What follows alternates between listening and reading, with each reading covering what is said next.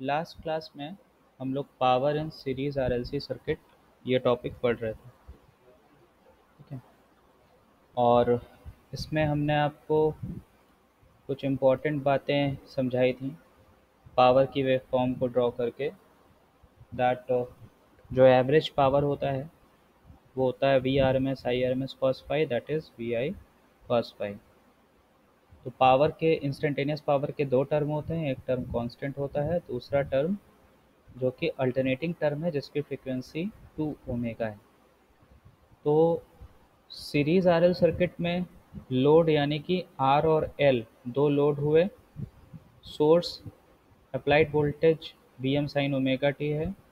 तो सोर्स जो भी पावर सप्लाई कर रहा है उसमें रेजिस्टेंस अपना रोल प्ले कर रहा है, that is it will consume some amount of power, और inductor will play its own role, that is it will store some amount of power.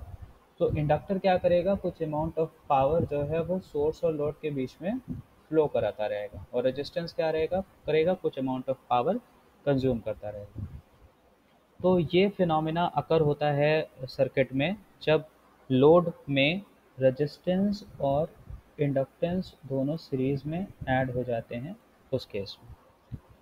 अब जैसा कि मैंने लास्ट क्लास में आपसे डिस्कशन किया था कि मैं अब इसमें जो अदर इम्पॉर्टेंट टर्म्स हैं उसको भी डिस्कशन में ले आएंगे हम लोग।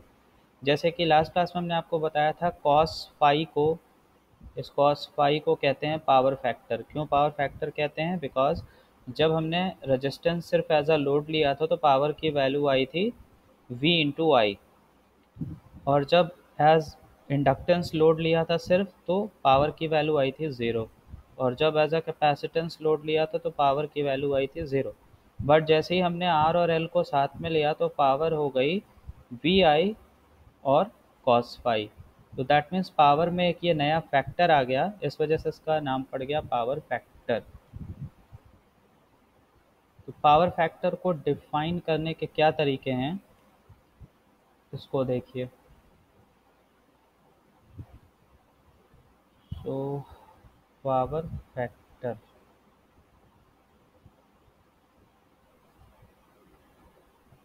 it may be defined as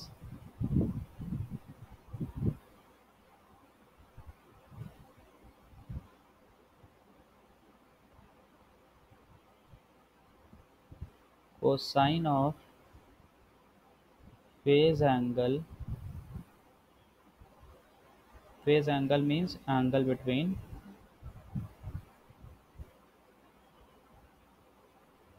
voltage and current.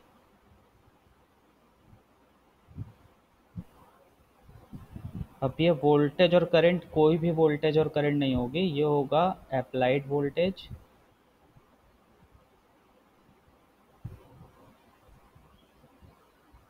और ये होगी सर्किट करंट। तो सर्किट करंट के बीच में और वोल्टेज के बीच में जो एंगल है उसको कहते हैं फेज एंगल, और उसका कोसाइन को कहते हैं power factor, that is cos phi. Phi को फेज एंगल से डिनोट करते हैं। Second, ratio of resistance to impedance.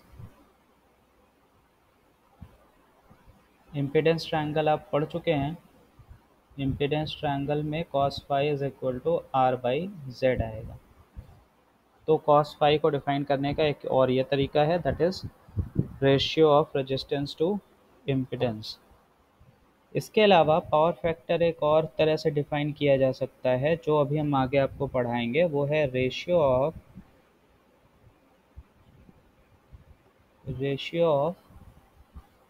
True power,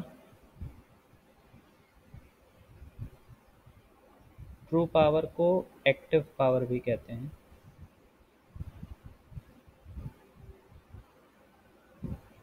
true power to apparent power.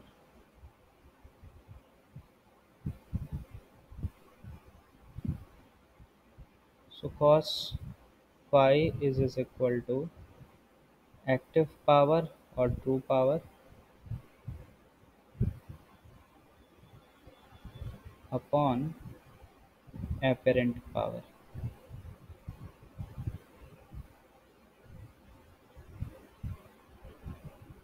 Active power की यूनिट होती है लार्जर यूनिट किलोवाट, और एपरेंट पावर की larger unit होती है केवीए।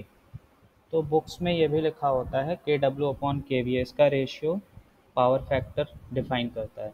तो न्यूमेरिकल में हम इन तीनों में से किसी को भी इस्तेमाल करके पावर फैक्टर निकाल सकते हैं। सपोज अगर हमें फेज एंगल दिया हुआ है या हम निकाल सकते हैं तो भी पावर फैक्टर इस फॉर्मूले से आप निकाल सकते हैं।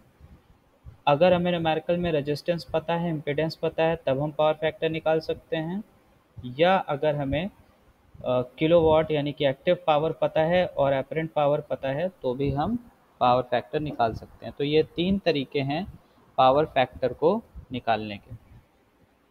Apart from that, there is one important thing about power factor, and that important thing is that it is very often to attach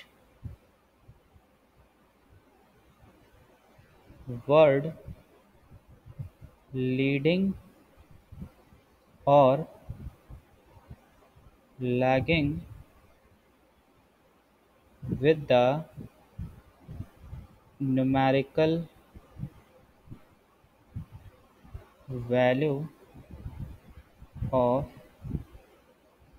power factor.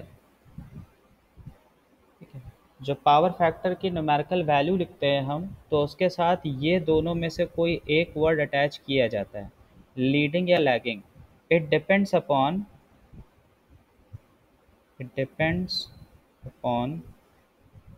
Circuit current.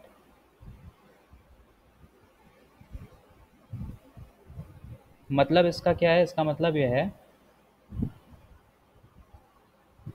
If current I lags voltage V, then power factor that is cos phi, power factor को short में P dot F भी लिखते हैं, then cos phi is lagging, and if I leads V, then power factor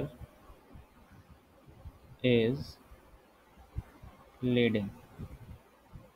तो power factor की जब numerical value लिखेंगे तो उसके साथ ये दो वर्ड अटैच किया जाता है, डिपेंड करता है करंट पर। अगर आई वी से लैग करेगी तो पावर फैक्टर के न्यूमेरिकल वैल्यू के साथ एक वर्ड लिख देंगे लैगिंग, और अगर करंट लीड करेगी तो पावर फैक्टर के साथ एक वर्ड अटैच कर देंगे लीडिंग। अब इसके बाद एक पॉइंट यह आता है दैट पावर फैक्टर की जो न्यूमेरिकल वैल्यू है उसकी रेंज क्या होगी। तो जैसा कि पहली डेफिनेशन थी पावर फैक्टर की, that cosine of phase angle, phase angle यानी फाई। और हम आपको पिछली क्लास में ये डिस्कस करके बता चुके हैं दैट फाई की वैल्यू इक्वल टू और ग्रेटर देन 0 और लेस देन और इक्वल टू 90 होती है। ठीक है, यानी फाई की वैल्यू 0 और 90 के बीच में होती है। तो if phi is equal to 0 degree है, in that case cos phi की वैल्यू हो गई 1, और इफ फाई की वैल्यू 90 डिग्री है तो कॉस फाई की वैल्यू हो गई 0। अगर इंडक्टिव सर्किट है तो कॉस फाई आएगा +90, सॉरी फाई आएगा +90, तो पावर फैक्टर लिखा जाएगा 0 लैगिंग। और अगर प्योरली कैपेसिटिव सर्किट होती तो फाई की वैल्यू होती -90, इन दैट केस पावर फैक्टर होता 0 लीडिंग। 1 के केस में ना तो लैगिंग लिखा जाता है ना लीडिंग, इसको कहते हैं यूनिटी पावर फैक्टर। क्योंकि जब फेज एंगल 0 है तो वोल्टेज और करंट दोनों सेम फेज में है, तो करंट ना तो लीड कर रही ना तो लैग कर रही, इसलिए सिर्फ 1 लिखा जाता है जब फेज एंगल जब 0 होता है। और 0 कब होता है? प्योरली रेजिस्टिव सर्किट में। और 90 कब प्लस 90 कब होगा? प्योरली इंडक्टिव में। माइनस 90 कब होगा? प्योरली कैपेसिटिव में। तो इससे ये पता चला दैट पावर फैक्टर की जो रेंज होती है वो 0 और 1 के बीच में होती है। यानी पावर फैक्टर ना तो 0 से नीचे यानी कि ना तो नेगेटिव हो जाएगा ये, और ना तो पावर फैक्टर की वैल्यू 1 से ज़्यादा जाएगी, यानी 1.1 भी नहीं होगी, 1.0001 भी नहीं होगी। इस बात का ध्यान रखिएगा, पावर फैक्टर हमेशा 0 और 1 के बीच में होगा। मैक्सिमम वैल्यू 1 होगी, लोएस्ट वैल्यू 0 होगी। तो अगर आप न्यूमेरिकल में 1 से ज़्यादा निकाल दे रहे हैं या 0 से कम, तो आप समझ लीजिए कहीं ना कहीं आप गलत कर रहे हैं। तो पावर फैक्टर की वैल्यू मैक्सिमम 1 और लोवेस्ट 0, इस बात का ध्यान रखिएगा। यानी रेंज हुई 0 से 1 के बीच में।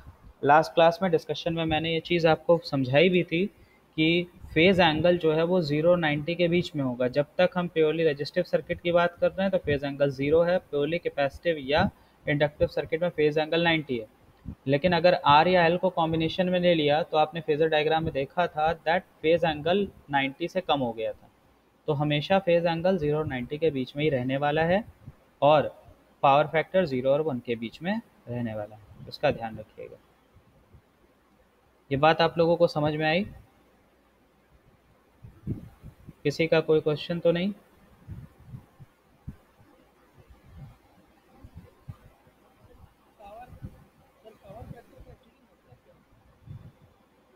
पावर फैक्टर का एक्चुअली मतलब क्या होता है?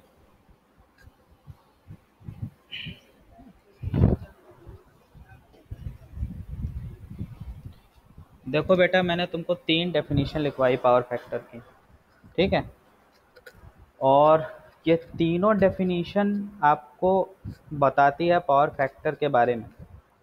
लेकिन अगर हम पावर फैक्टर को थ्योरेटिकली ये क्या होता है, इसका क्या मतलब होता है, उसमें जाएंगे तो बहुत लोग बहुत तरह से इस चीज़ को डिफाइन करने की कोशिश करते हैं कि पावर फैक्टर का सिग्निफिकेंस क्या है, ठीक है?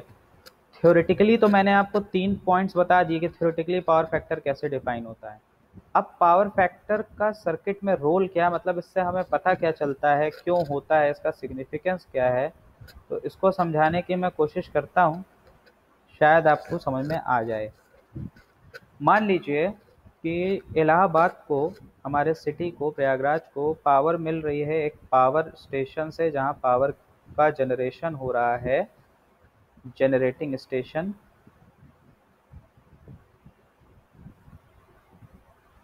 जनरेटिंग पावर स्टेशन, और इसकी कैपेसिटी है ये 100 मेगावाट पावर जनरेट कर सकता है, ठीक है? मान लीजिए कोल पावर स्टेशन है, जैसे कि अनपरा में है अपने यूपी में, ये 100 मेगावाट की पावर को जनरेट कर सकता है, मतलब फिक्स है, ये 100 मेगावाट से ज़्यादा पावर नहीं जनरेट कर सकता। तो पावर जनरेटिंग कैपेसिटी किसी भी स्टेशन की फिक्स होती है। अब हर जनरेटिंग पावर स्टेशन में एक से ज़्यादा यूनिट होती है। हमने एग्जांपल के मान लिया कि एक यूनिट है अनपरा में जो 100 मेगावाट जनरेट कर सकती है, तो इसका मतलब पी पावर फिक्स हो गया। अब अगर हम लोग रेसिडेंशियल लोड यानी कि अपने घरों के लोड के बारे में बात करें तो हमें जो वोल्टेज सप्लाई होता है V, वो भी फिक्स हो गया 220 वोल्ट और 240 वोल्ट के बीच में, यानी कि ये भी फिक्स है। तो पावर का जनरेशन फिक्स है, एंड फॉर सेम पावर जो सप्लाई वोल्टेज है वो भी फिक्स है। तो हम लोग जो पावर कंज्यूम करते हैं, हमारे घरों में जो इलेक्ट्रिकल इक्विपमेंट है जो पावर कंज्यूम करते हैं, वो पावर है VRMS IRMS cos फाई, जिसके लिए हम बिजली का बिल देते हैं। बिजली का बिल हम इस पावर के लिए देते हैं कि हमारे जो इक्विपमेंट्स लगे हैं, फ्रिज है और AC है, टेलीविज़न है, मिक्सर ग्राइंडर है, वॉशिंग मशीन है, ये फ़ैन है, लाइट है, सबका यूज़ जो हम कर रहे हैं, कूलर है, वो बेसिकली ये पावर कंजम्पशन कर रहे हैं, जिसमें हम बिजली का बिल देते हैं। ज़्यादा कंजम्पशन है तो ज़्यादा बिल देते हैं, कम कंजम्पशन है तो कम बिल देते हैं। तो फॉर्मूला हो गया VI cos phi simple terms में, जहाँ पे V VRMS I IRMS।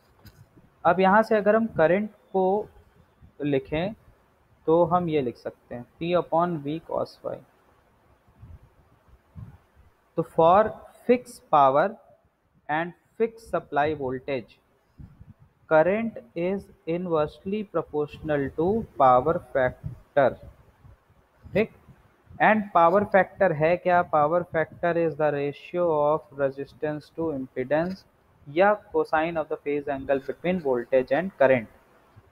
तो यहाँ से ये पता चला कि फॉर फिक्स्ड पावर और fixed supply voltage current is inversely proportional to power factor. इसका सीधा सा मतलब ये है कि अगर पावर फैक्टर लो होगा तो करंट इंक्रीज करेगी, और अगर पावर फैक्टर हाई होगा तो करंट लो हो जाएगी। तो अब इस तरह से समझिए कि आपके घर को जो पावर दी जा रही है, मतलब जो पावर जनरेट हो रही है वो फिक्स है, और हमारे घर में जो वोल्टेज है वो भी फिक्स है। अब डिपेंड ये करता है कि हम बिजली का बिल जो देंगे वो किस पे देंगे। बिजली का बिल हम करंट पे देते हैं, वोल्टेज तो सबके घरों में 220 वोल्ट जा रहा है, ठीक है। पावर जो जनरेट हो रहा है वो भी फिक्स है, जो पूरे इलाहाबाद को मिल रही है। तो हम बिजली का बिल दे किस चीज़ पे रहे हैं? करंट पे दे रहे हैं।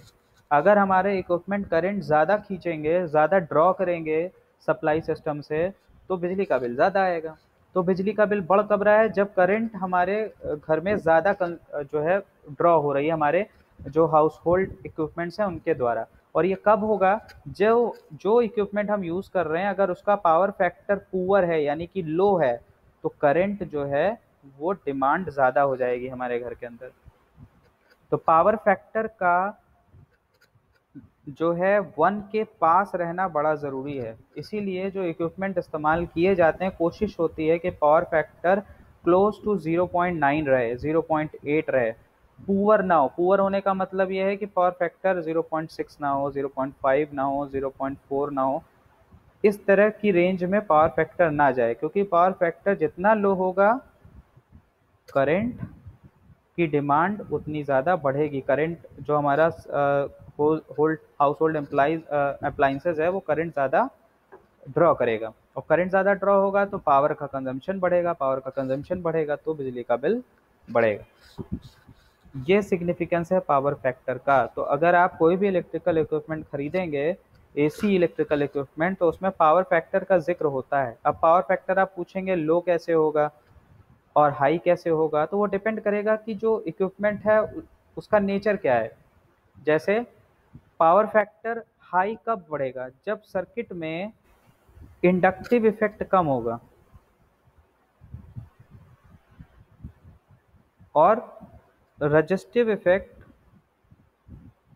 थोड़ा ज़्यादा होगा, क्योंकि फॉर अप्लाइड वोल्टेज करंट जितना ज़्यादा लैग करेगी, करंट जितना ज़्यादा लैग करेगी उतना ज़्यादा फेज एंगल जो है वो बढ़ेगा। करंट अगर ज़्यादा लैग करेगी तो फेज एंगल बढ़ जाएगा, फेज एंगल बढ़ जाएगा तो कॉस फाई की वैल्यू पुअर हो जाएगी। तो हमारे हाउस होल्ड्स में रेसिडेंशियल जो लोड्स होते हैं वो बेसिकली इंडक्टिव लोड होते हैं। कैसे इंडक्टिव लोड होते हैं? रेफ्रिजरेटर उठा लीजिए, उसमें मोटर लगी होती है। मोटर में क्या होती है? वाइंडिंग होती है। वाइंडिंग मतलब क्या हुआ? RL load. क्योंकि कोई भी वाइंडिंग बनाया आपने तो आपने बेसिकली बनाया क्या है? इंडक्टर बनाया। अब कोई भी वाइंडिंग जो है उस बिना रेजिस्टेंस के हो नहीं सकती, तो रेजिस्टेंस की वैल्यू होती तो है लेकिन बहुत कम होती, क्योंकि जो वाइंडिंग बनाई जाती है वो थिक वायर की बनाई जाती है और ज़्यादा से ज़्यादा टर्न उसमें लगाए जाते हैं, तो रेजिस्टेंस की वैल्यू बहुत कम होती है। तो डोमिनेट कौन करता है? इंडक्टेंस। और इंडक्टेंस की वैल्यू जितनी ज़्यादा होगी ये पावर जो फेज एंगल है वो उतना ज़्यादा होता जाएगा, 90 की तरफ बढ़ता जाएगा। और फेज एंगल 90 की तरफ बढ़ेगा तो पावर फैक्टर किधर बढ़ेगा? 0 की तरफ बढ़ेगा, यानी लो होता जाएगा। इसी तरह से एसी उठा लीजिए आप, तो एसी में भी क्या होता है? कंप्रेशर होता है। कंप्रेशर में क्या होती है? मोटर होती है। फिर से क्या हो गया? Winding, RL load. Mixer grinder उठा लीजिए, उसमें भी मोटर लगी होती है। Motor, RL load. तो हम लोग बेसिकली अपने घर में इंडक्टिव लोड से घिरे हुए हैं। तो कोशिश ये होती है कि हम ऐसा रेफ्रिजरेटर लें, जैसे कि इन्वर्टर वाला रेफ्रिजरेटर आ रहा है, एसी इन्वर्टर वाली आ रही है, जिससे कि करंट के कंजम्पशन को हम कर सकें, पावर फैक्टर को हम इम्प्रूव कर सकें उस लोड का। तो इसी वजह से गवर्नमेंट की तरफ से भी डायरेक्टिव होती है, और अब जो इलेक्ट्रिकल इक्विपमेंट बन रहे हैं वो भी इस तरह से डिज़ाइन किए जाते हैं। जैसे पहले बल्ब यूज़ होता था घर में, उसके बाद CFL आया, अब क्या हुआ, LED आ गया। क्यों? क्योंकि वो करंट को कम कंज्यूम करते हैं, मतलब करंट कम लेते हैं अपने काम को करने के लिए। ठीक है, तो बेसिक हमारा मतलब यह है कि हम पावर फैक्टर को जितना हो सके क्लोज टू 1 ले जाने की कोशिश करते हैं, जिससे for same power and same voltage supply current जो है वो सिस्टम से कम ड्रॉ करे, इक्विपमेंट जो हमारे घर में लगे हैं, जिससे हमारे बिजली का बिल कम आए। तो बात समझ में आई कुछ अजय? और कुछ डिटेल तो नहीं बतानी पड़ेगी, इतने काफ़ी है ना तुम्हारे लिए समझना?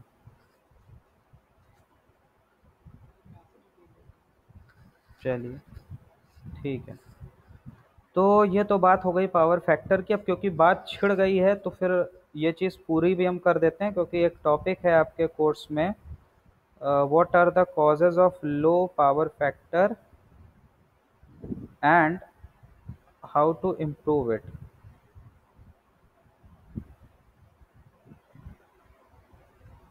तो लो पावर फैक्टर के कॉजेज तो हमने आपको बता दिए। इंडक्टिव लोड, हमारे घरों में इंडक्टिव लोड है, इस वजह से पावर फैक्टर लो हो जाता है। ठीक है, इम्प्रूव कैसे करेंगे? तो इम्प्रूव करने का तरीका यह है कि या तो हम ऐसे लोड यूज़ करें जिसमें कि करंट का जो कंजम्पशन है, करंट जो सर्किट से ड्रॉ हो रही है वो कम ड्रॉ हो, दैट इज इंडक्टिव लोड कम हो जाए थोड़ा।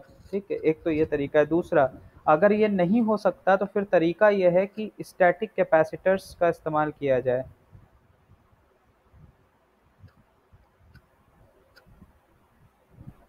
कैपेसिटर्स बैंक का इस्तेमाल किया जाए। और एक और वर्ड है सिंक्रोनस कंडेंसर। सिंक्रोनस कंडेंसर क्या होता है? एक मोटर होती है सिंक्रोनस मोटर। तो सिंक्रोनस मोटर जब एज पावर फैक्टर इम्प्रूवमेंट के लिए इस्तेमाल होती है तो उसको सिंक्रोनस कंडेंसर बोलते हैं। तो पावर फैक्टर का इम्प्रूवमेंट हम अपने घरों पर, यानी कि हम लोग कहाँ आते हैं, कंज्यूमर एंड पे हैं, क्योंकि हम लोग कंज्यूमर है। तो कंज्यूमर एंड से पावर फैक्टर का इम्प्रूवमेंट हम सिर्फ इस तरह से कर सकते हैं कि हम ऐसे इक्विपमेंट खरीदें जो लो पावर फैक्टर पे चलता हो, या हम AC ऐसा खरीदें जो इन्वर्टर AC हो, रेफ्रिजरेटर ऐसा नहीं जो इन्वर्टर रेफ्रिजरेटर हो, जिससे कि करंट का जो कंजम्पशन है वो कम हो। ठीक, एक चीज़ तो ये है। उसके अलावा ये जो तीनों मेथड हमने लिखे हैं, ये मेथड हम एज अ कंज्यूमर नहीं अडॉप्ट कर सकते। ये कौन करता है? ये करता है जो हमारा पावर जो हमें सप्लाई कर रहा है। ठीक है, हम लोग तो यूज़र है, हमें जो पावर दे रहा है वो ये सारी मेथड्स अप्लाई करता है। यानी कि ये इन बिटवीन, जहाँ से पावर का जनरेशन हो रहा है और जहाँ पर कंज्यूम हो रहा है, इसके बीच में ये सारी चीज़ें इस्तेमाल की जाती हैं किसी पर्टिकुलर एरिया के पावर फैक्टर को इम्प्रूव करने के लिए। स्टैटिक कैपेसिटर, कैपेसिटर बैंक्स और सिंक्रोनस कंडेंसर, इसके डिटेल में आपको नहीं जाना है कि पावर फैक्टर इम्प्रूव कैसे करता है, लेकिन फिर भी हम एक न्यूमेरिकल आपको करवाएंगे क्लास में, जिससे आपको थोड़ा बहुत आइडिया लग जाएगा कि ये कैपेसिटर क्यों पावर फैक्टर इम्प्रूव कर रहा है। क्योंकि जब आप कैपेसिटिव सर्किट पढ़ रहे थे तो आपको याद होगा कि उसमें हमने लिखवाया था करंट लीड करती है कैपेसिटर में और इंडक्टर में लैग करती है। तो करंट इंडक्टर में लैग कर रही है, तो angle between voltage and current बढ़ रहा है। तो अगर उस एंगल को कम करना है तो अगर हम सर्किट में कैपेसिटर इंसर्ट कर देंगे तो कैपेसिटर क्या करेगा, अपनी एक करंट ड्रॉ करेगा जो लीड करेगी करंट। तो जो angle between voltage and current है उसको कंपनसेट करने का काम कैपेसिटर करेगा, कम करेगा एंगल को, तो पावर फैक्टर इंप्रूव होगा। कैसे होगा, न्यूमेरिकल में हम लोग समझेंगे। तो फिलहाल ये समझ लीजिए कि क्या है लो पावर फैक्टर के कॉजेज, इंडक्टिव लोड, और इम्प्रूव कैसे कर सकते हैं static capacitor, capacitor bank, synchronous condensers का इस्तेमाल करके। और जब सिंक्रोनस मोटर, या आप यूनिट 4 में पढ़ेंगे, जब सिंक्रोनस मोटर को as a power factor improvement इस्तेमाल किया जाता है तो उसको नाम दिया गया है सिंक्रोनस कंडेंसर। तो ये बात हो गई सारी पावर फैक्टर की। आई होप आप लोगों को कुछ कुछ समझ आया होगा थोड़ा बहुत पावर फैक्टर की कहानी के बारे में। ठीक है Pandey ji.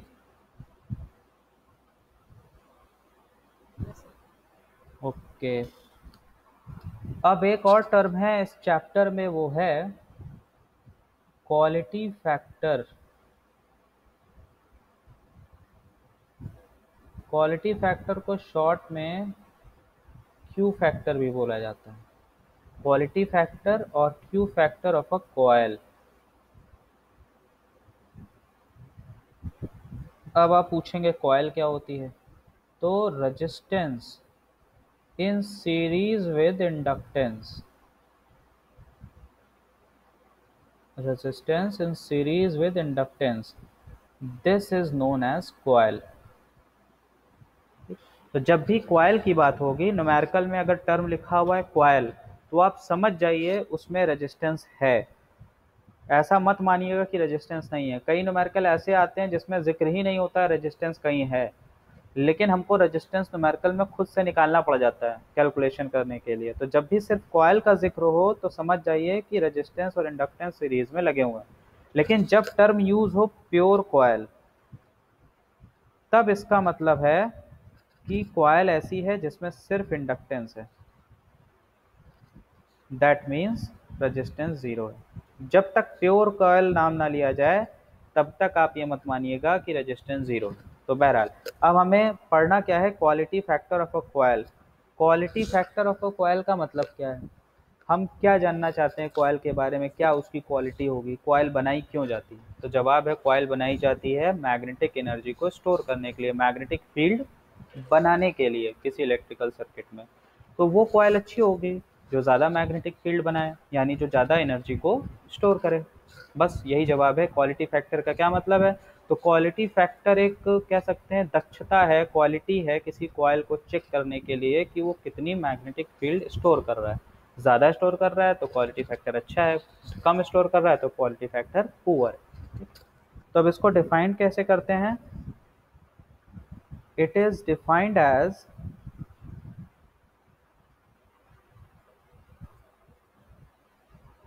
Reciprocal of power factor. मतलब क्यू फैक्टर यानी कि quality factor is equal to 1/cos phi. ठीक, quality factor 1/cos phi. Cos phi मतलब R/Z। अभी कुछ देर पहले फॉर्मूले लिखवाए हमने, तो ये हो जाएगा Z/R। अब ये Z किसका होगा, ये Z होगा कॉइल का, और कॉइल का Z क्या होगा, √R² प्लस XL²। ठीक, and for a good coil R is very less than XL, that is R square will be very much less than XL²। तो हम क्या कर सकते हैं, यहाँ पर R² कैन बी नेग्लेक्टेड। तो इस एक्सप्रेशन में Z के प्लेस पे आप सिर्फ क्या लिख सकते हैं, XL/R। क्योंकि R² को नेग्लेक्ट कर दिया तो ब्रैकेट में क्या है, √XL², तो बाहर आएगा सिर्फ XL। तो क्वालिटी फैक्टर हो गया XL/R, या XL की वैल्यू रखिए तो ω/L/R, या ओमेगा की वैल्यू रखिए तो 2πfL/R। तो इन शॉर्ट क्यू फैक्टर का जो फॉर्मूला आप न्यूमेरिकल में इस्तेमाल करेंगे वो होगा XL/R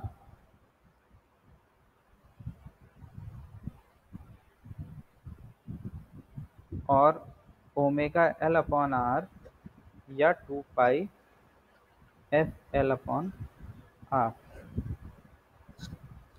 इम्पॉर्टेंट है क्वालिटी फैक्टर, ध्यान से याद रखिएगा इसको, न्यूमेरिकल इस पे आते रहते हैं। जहाँ तक रही बात यूनिट की, तो it is unitless quantity,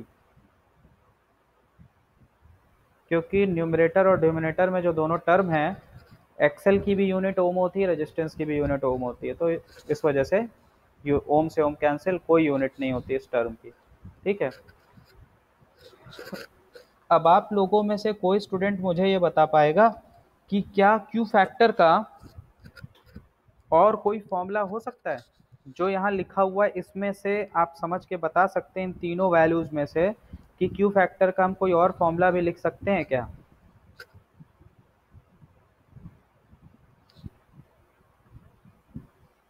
Riya Singh,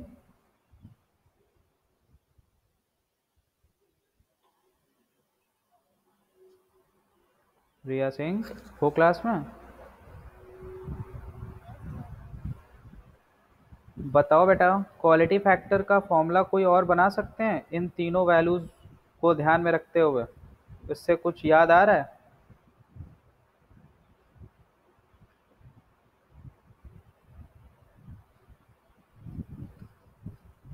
hmm.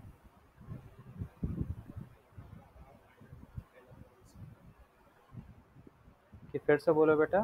1/r under root L upon C,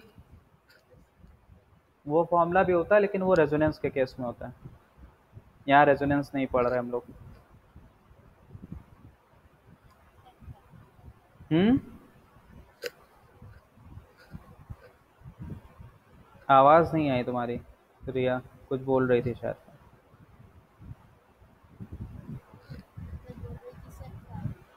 sec phi, sec phi तुम्हारे दिमाग में कहाँ से आ गया? अच्छा, ये 1/cos फाई। Very good. देखिए, सबसे पहले इंपॉर्टेंट बात ये ध्यान रखिएगा कि न्यूमेरिकल में कभी भी 1/cos फाई से क्वालिटी फैक्टर मत निकालिएगा, आंसर कभी मैच नहीं करने वाला। क्यों? क्योंकि आप ये देख लीजिए कि हमने यहाँ यहाँ पे जो वैल्यू लिखी है, ये वैल्यू अप्रोक्सीमेशन के बाद आई है, जब हमने आर स्क्वायर को नेग्लेक्ट किया है। ठीक है। और cos फाई से अगर आप निकालेंगे तो उसमें आर स्क्वायर इंक्लूडेड होगा, तो वैल्यू आपकी कभी मैच नहीं करेगी। तो ये चीज मत याद रखिएगा कि सर ने बोल डिफाइन किया था 1/पावर फैक्टर, तो वन जो पावर फैक्टर दिया है न्यूमेरिकल में या हमने निकाला उसी का रेसिप्रोकल ले लें तो क्वालिटी फैक्टर मिल जाएगा। क्वालिटी फैक्टर के लिए XL/R या ω/L/R या 2πFL/R यूज कीजिएगा। पहले इंपॉर्टेंट बात ये। दूसरा, आप सीरीज RL सर्किट पढ़ चुके हैं और आप लोगों को बिल्कुल ध्यान नहीं है कि हमने पढ़ाया था tan phi is equal to XL/R। पढ़ाया था कि नहीं? तुम लोग कुछ याद रखते नहीं हो। तो ये जो XL/R लिखा हुआ है, ये बेसिकली लिखा क्या हुआ है? tan phi. तो क्वालिटी फैक्टर का ये एक फॉर्मूला और है, बहुत इंपॉर्टेंट चीज है ये। Quality factor is equal to tan phi. तो अगर हमें सीरीज RL सर्किट में फाई की वैल्यू पता है तो tan फाई अगर हम ले लें तो क्वालिटी फैक्टर मिल जाएगा, हमें इसकी ज़रूरत नहीं पड़ेगी ω/L/R या 2πFL/R की। क्लियर हुई आपको ये बातें?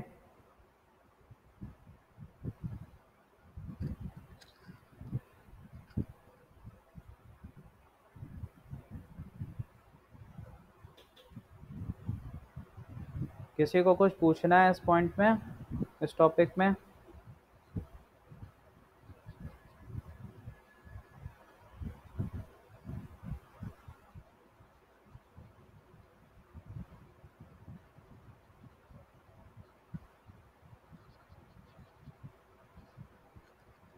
इन सब के अलावा क्वालिटी फैक्टर के सिग्निफिकेंस यानी उसका मतलब समझाने के लिए क्वालिटी फैक्टर को इस तरह से भी लिखा जा सकता है 2π into maximum energy stored, sorry,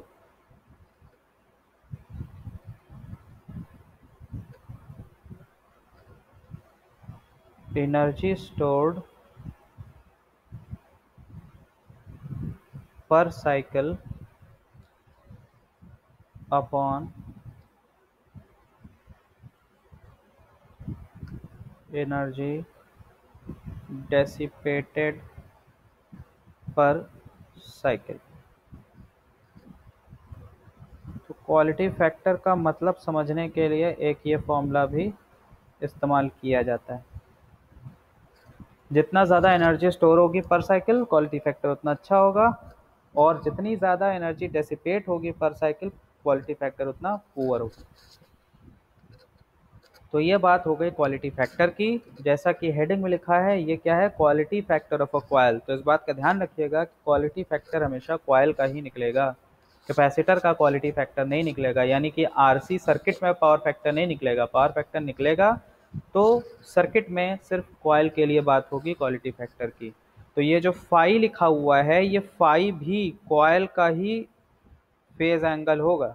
इस बात का ध्यान रखिएगा। ऐसा नहीं कि सर्किट के फेज एंगल का टैन ले लीजिए और कहिए ये क्वालिटी फैक्टर है, क्योंकि यहाँ पे जो हम सर्किट पढ़ रहे हैं वो आरएल सर्किट है, तो उसमें कॉइल है ही, तो इसलिए हमने यहाँ टैन फाई लिख दिया। लेकिन अगर सर्किट मान लीजिए आरएलसी सर्किट है, तो उसमें क्यू फैक्टर टैन फाई नहीं होगा, उसमें क्यू फैक्टर होगा टैन फाई कॉइल। यानी जो कॉइल है उसमें लगी हुई, उसका फेज एंगल आप निकालेंगे तब टैन फाई लेंगे। अदरवाइज आप लोग इसको याद रखिए, ज़्यादा बेहतर है। ये मैंने इसलिए बताया क्योंकि ये इंपॉर्टेंट है, ऑब्जेक्टिव टाइप के क्वेश्चंस में या कंपटीशन में ये इस्तेमाल होता है, इसलिए बताया। तो ये बात हो गई क्वालिटी फैक्टर की। आप लोगों ने इसे नोट कर लिया, समझ में आया? किसी को कुछ पूछना हो तो बताइए, अदरवाइज हम लोग आगे टॉपिक शुरू करें। Thank you, thank you. अरे क्लास नहीं बंद कर रहे हैं हम। ज़्यादा पढ़ लियो क्या अजय?